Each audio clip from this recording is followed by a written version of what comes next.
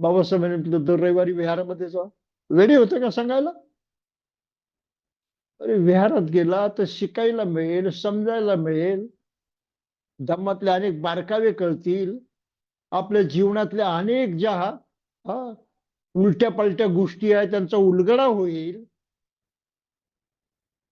आणि आपलं ज्ञान वाढेल, आपली जाणीव वाढेल, आपला अनुभव वाढेल. तो सुखकारक असेल, कल्याणकारक असेल, ती आपली श्रीमंती आहे. आपण त्या श्रीमंतीच्या मार्गाने वाटचाल करीत असू जर आपण शिलांचं पालन करायला लागलो तर.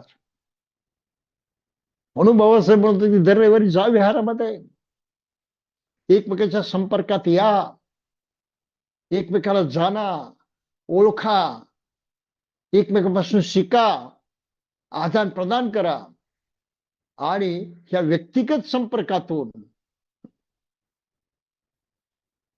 सर्वात कुशल अशी भावना ज्याला मेत्ता म्हणतात, मैत्री म्हणतात, त्या मैत्रीचा विकास करा. मैत्री वाढवायची असेल तर दुसऱ्याच्या संपर्कात यावंच लागतं. प्रत्यक्ष संपर्कात जेव्हा येतात तेव्हा मैत्री वाढते. माझा कोणाशी काडीचा संबंध नाही आणि मी आपला मैत्री भावना करत राहिलो, तो फक्त देखावा ठरतो, मग त्याला अर्थ कधी प्राप्त होत नाही. मैत्री भावना ही प्रत्यक्ष कृतीनं करायची, सिद्ध करायची गोष्ट आहे, आचरण आहे.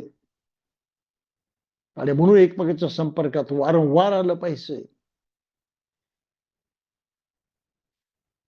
एकमेकांना सखोल जाणलं पाहिजे, त्यांच्या भावना, इच्छा, आकांक्षा समजल्या पाहिजे आणि त्या सर्व कल्याणकारक कशा होतील आणि त्याच्याशी आपल्याला कल्याणकारक व्यवहार कसा करता येईल या दृष्टीनं आपल्याला प्रयत्न करता आले पाहिजे. आपली जाणीव वाढवता आली पाहिजे, आपली संवेदना वाढवता आली पाहिजे.